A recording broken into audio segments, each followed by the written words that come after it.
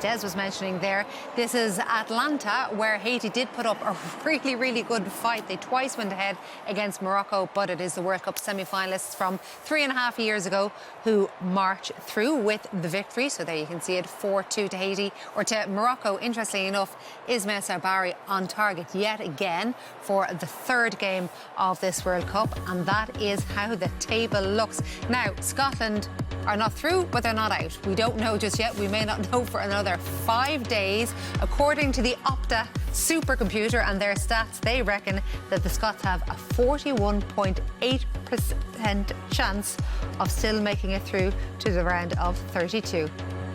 So it remains Kenny Cunningham, as you said at the top. We're saying there's a chance. There is a decent chance, but it must be so difficult given the damage that they inflicted upon themselves in that opening half. Yeah, it was, but it was better second half. I think Steve Clarke got a reaction from his players.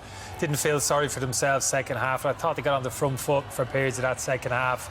Had more possession, kind of drove forward, created some decent chances in that second half. Most of them falling to Scott McTominay. Brazil showed their quality, of course they did, at various moments in that second half. Vinicius was the outstanding player on the pitch. I thought young Rayan, the teenager playing on the right wing, wasn't too far behind him. He got his little cameo role, which it seemed like most of the Brazilian supporters in the stadium wanted to see. But yeah, there's the dejection, the disappointment on that man's face. He had his opportunities tonight, unfortunately didn't take him. But yeah, no complaints from the Scottish perspective.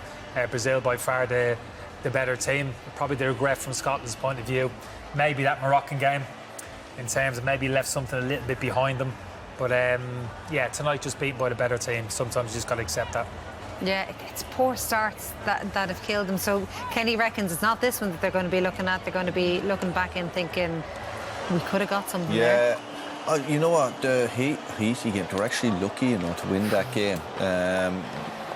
Really lucky. Morocco could have been a few goals up against them in the first half. Tonight, they had chances.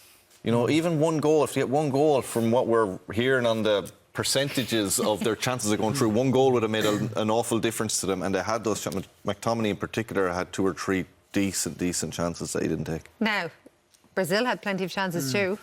They did, and when you look at some of the chances they were giving up, Scotland gifted them some chances too, just from getting caught in position, you know, the first goal particularly. And the difference is when Brazil went through, they looked really clinical, they looked really dangerous, and that's what that front three have. Like, we've been questioning about Brazil and how their credentials are for this tournament, but when you do get the ball into those forward areas, to Vinicius, to Rayan, to Rafinha if he's fit, Cunha, they're players that can hurt you, and they often do, and they did today against Scotland. And that's the difference, is that clinical ability in those final third which sets them apart. But, you know, as they go through the tournament, Brazil, I'm not sure they have enough throughout the whole course of the team, but Scotland got punished today in moments where they just got caught out. And did we have that weird thing that you were mentioning at half-time, whereas they needed to keep the goal difference down, and at the same time grabbing a goal would help their own chances? Yeah, it was. Listen, it was more, but it was. They weren't going to come back and win the game, so it was more important that they kept it tight, didn't get embarrassed, didn't concede 2 or 3 in that second half, kept it. So what? 40% chance. Going through, listen, they could still have. They had the set pieces. They had the chance right at the end. McTominay again, really good chance in front of the goal. That one goal, I'm not sure if it brought from 40% to 60% chance then of going through. But that was a big thing for them. Even conceding that goal in the second half, could they come out and kept it at 2-0? 5 days, a long wait now, thinking of what ifs and maybes, and if we'd done this, that, or the other, for them to probably end up going home. Probably, but not definitely. There is still a decent chance that they are going to progress, but they do have to hang out in the heat in Miami in the meantime. In such disappointment for Scott McTominay. He had a difficult evening, didn't he? So did all of his Scotland teammates. Brazil, though, another victory for them. Far from perfect, but they do march on, and they march on as group winners as well. So possession even, 46 attempts at goal, 21 for Brazil. Brazil had 21 attempts at goal. Mind you, 13 for Scotland as well. It shows how wasteful they were in many ways, doesn't it? It really does. Yeah, it really does. And I think, You know, Brazil were, like I said, when they got to the final third, they looked dangerous. I know, like, I hate talking about SG or XG, I really do. But and like, yes, don't, I'm going to. Okay, well, no, I just Ben. won't mention it. Just don't talk.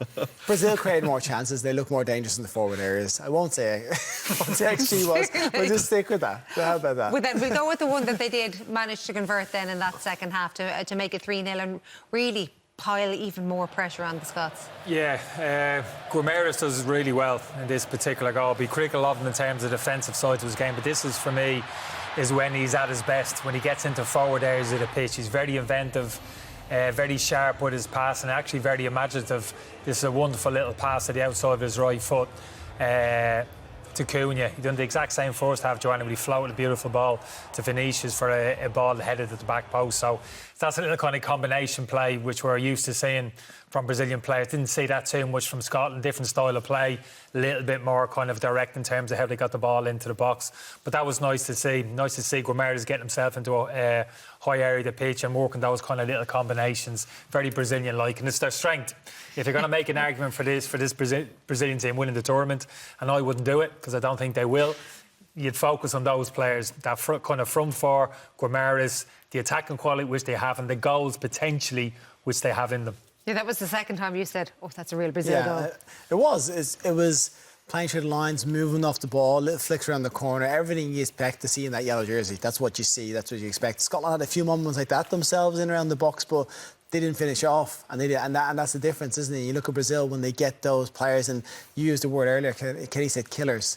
Brazil have killers in the forward areas. That can cause you real problems, and that's the difference. Scott McTominay. Oh, what we saw his face there at the end. And you feel for him because he has been that kind of leader for them. He's been that talisman. He's been the person they relied on. He's come up with such key moments, and listen, he could have had 3 or 4 key moments in this game. This is what he's best at, getting into position in the box, arriving late, getting on things. Great header, but straight at the goalkeeper. Allison, comfortable save from him. Again, down the left-hand side, this is Tierney this time, whips in another really good ball. McTominay just peels off the shoulder. Good header down, better direction on it, and it's a good save from Allison, back across himself. And, you know, he's thinking, right, I might get another chance here. I'm in it now.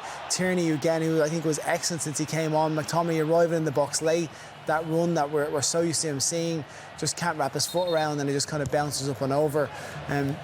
This one from the corner drops down to him, and it's McTominay, I think, just as this pulls back across, he's close in. Just you see, he has that little movement. He just drops off. So he's almost like a centre forward at times. The way he just peels off the shoulder. That's 4 really good opportunities for him. And throughout the course of their build-up to get to this World Cup, he's put one of those away. You know, so and they're going to feel like we've created a few chances. We could have the goal difference a little bit less than what it is, and he's going to be disappointed that he hasn't been able to put one away and hasn't got himself, you know, a goal in the World Cup. But was it just as crucial, as important as it would have been to put the ball in the back of the net, stopping Brazil getting another? You mentioned the difference in the chances of their progressing, whether or not Brazil scored again. Yeah, and Brazil were starting to enjoy themselves, Joanne. It's actually an interesting one. They're bringing Neymar on, and he's not coming on. He's not coming on in a position where he's sulking, just wanting to get on. He's coming on just happy to get on the pitch, happy to be involved, smiling his face, all his teammates loving him, the manager clapping him on the back. This was Vinicius getting involved in everything, good again. But the key to me to Brazil, and I'm like Kenny, I don't think they're going to go all the way, but if they are going to go all the way, it's because of their front three, because Vinicius is in such, looks to be enjoyable form. I think he's head and shoulders though, Vinicius. I think he stands alone from those other forward players. There's something about Vinicius and Ancelotti.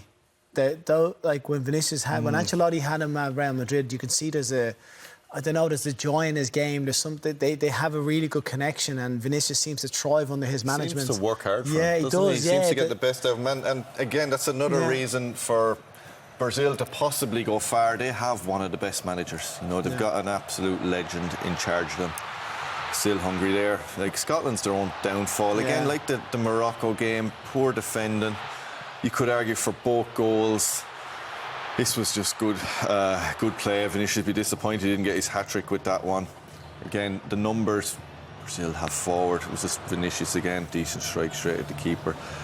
They were enjoying themselves at this stage. Joanna seemed like they didn't care if they got another goal or not. Vinicius again, unlucky. He's on 4 goals now, 4 goals and 1 assist, 1 off Messi. He's just quietly sneaking in there along with all the top players. They're all thereabouts. Just behind him there's actually, when you see the replay of it, we don't see it was a very difficult finish. It was coming fast and just behind him, but he's just right in there now. You know, unless they're true, they're in the last 32 and they're a confident bunch, some decent, probably not enough to go on and win, but enough to go very far. He's got a bit of freedom in that team, and traditionally operates off the left-hand side, kind of front three. But you know, it's there he's kind of drifting into these kind of central striking areas, almost giving a bit of freedom, going and pack the game wherever you see. He goes central, Paquetá drops into a kind of left wing position. So, like I said, he seems to be the one that's saying, well, look, you go and affect the game wherever you can, wherever you think you can. Well, he definitely impacted the game, that's for sure. Steve, thank you. Steve Clarke doesn't like post-match interviews at the best of time. What is he supposed to say, though, I suppose? I mean, he has to come out and do the post-match interview. All other managers do as well, but it is very tough. I expected more than that. They could still be in the competition. He's really kind of talked down his players there. I didn't like that, to be honest with you. We played the game they wanted to play. I thought it was a good reaction from his players second half. They didn't go under, tried to take the game as best they could to Brazil, let themselves a little bit open. Yes, Brazil had chances, but I thought they showed a bit of character second half. Could have had a goal or two. I rather would have liked to hear him focus on that in the second half, bearing in mind they could still be in this kind of competition. So, you know, a little bit of more positivity from them. I understand he's disappointed, but he has to push that down. He has to put a bit of a face on, I think, because the Scottish players are watching that. They're going to be watching that interview, and that was a little bit of a down, a bit of a put down for his players. That's how I felt. Does it affect you? What your manager comes out and says in the media afterwards? He actually said more in that interview than he did in the interview after the Morocco game. I don't know if you saw that one, Kenny. He got about 3 words out in that one. Yeah, when you're still in it, if they'd been knocked out tonight and he said we gave it to him, blah blah blah. You say, all right, listen, they're not. He's probably finished in the job anyway and moving on or whatever it might be. But the fact, so on the 4-year deal, the fact they're still close to 50% chance of still being in the tournament. He's been very tough on them. You know, it's a case of lifting them up and trying to, as annoyed as he is about the goals, that first one particularly, a case of keeping them spirits up. They've got 5 days to mope around the hotel now and see what happens. Well, I suppose that's the exact point. They shouldn't be moping around because there is, like, 40% is not, like, it's nearly at half a chance. Yeah, it is. Listen, it depends on what type of person you are. If you see that as being pessimistic or really optimistic, but it's not nothing. No, like, no, you still have. You absolutely. Like, listen, I gave them a chance before. These two didn't. I said 1-1. So you know what I mean. I think I can. He's got to look at the bigger picture. No, Stephen, he does. But I think Scotland have got themselves to a World Cup based on what they've done, and they haven't done stuff like that throughout. And I know it's Brazil, and I know you get punished for mistakes, but like the nature and the goals they gave away and almost gave away in that game, he must be reeling with that going. That's well, he clearly is. That's not how we set ourselves. But you know the players who made those mistakes for the first 2 goals. I know. They're feeling. How bad are they feeling? No, of course. What you don't need is your manager loading it as well. That's basically what he's done there. I think as well. I think when we analysed the first goal, and listen, he makes a mistake. McKenna makes a mistake. Yeah, it turns out doesn't play the ball. But there's loads of different things. If you're encouraging your team to play out, midfielder's not in position. He doesn't have that pass. Does he get the shout? There's loads of different things that have gone on as well. So if you're analysing the whole aspect of it, there's loads of things that have gone wrong that he wouldn't have wanted to see. It wasn't just the individual mistake. It was the other things that went around it. It was his tone, Steve, his manner. You can recognise that. You can say, yeah, we gave a couple of cheap goals away. Yeah, but by and large, I thought it was a good reaction from the players. I thought we finished well second half. We're up against a top-class opposition here. You know, there's no shame in losing to this Brazilian team. It's how you pitch it, Kev, I think, in terms of your tone. Well, he's obviously just decided these post-match interviews straight after the games. His tone in every post-match interview, win, lose or draw, is not fabulous. You had him as a manager, you probably know better that point of view. If he gives you an instruction, he expects you to carry out, and he wouldn't give you an instruction if he didn't think you were capable of carrying it out. That's the way he is, and I think he has, you know, so... as much as I don't think he's sugarcoating it, I don't think he never has. He would never say something's great. He would never say something's wonderful. He will tell you exactly how it is, and that's how he's going to... Yeah, but you say that to the players with their faces behind the cameras in the dressing room at the hotel.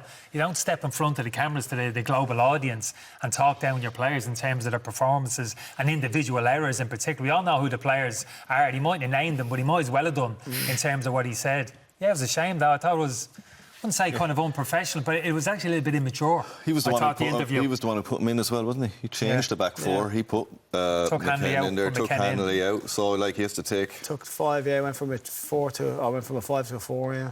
So it's big. It's a big few days for him, Kevin. Have you any idea what he might do? What the players might do? 5 days. Listen, if I was a player now, they'd have been together now for probably 4 or 5 weeks, and you'd be Day off. giving them a day or two off. Yeah, think about things. Can't their Get away families with your there? I would family. imagine. Good thing. The families, the kids come, that type of thing. Disneyland. Yeah. Are you close to Disneyland? Years ago, you probably couldn't, right? You're given a couple of days off, not the best thing for footballers. Nowadays, the modern athlete, those lads would probably go to the gym anyway. You would have been down Leopardstown, wouldn't you? Yeah, it'd be a long way from Orlando or Miami to Leopardstown, but they have a couple of days off mentally just to freshen themselves up. And you know what? The buzz, the manager needs a few days the off. manager definitely needs it. But the buzz, if it gets closer, they'll know in the next few days that percentage could change with the results in their groups. They might get a real buzz from sneaking in right at the end and give them a real fans, though. a real boost. If you're a fan, and you do you hang around? Like the financial implications of hanging around there for another 5 days. Do you go home? Do you come back? What do you do? Like that's tough. The organisation that's tough for a fan isn't to be able to think, they will stay and support my team and then have to leave in 5 days anyway. So true. And of course, the Tartan Army have really made their presence felt throughout the States and throughout North America. Their journey isn't necessarily over.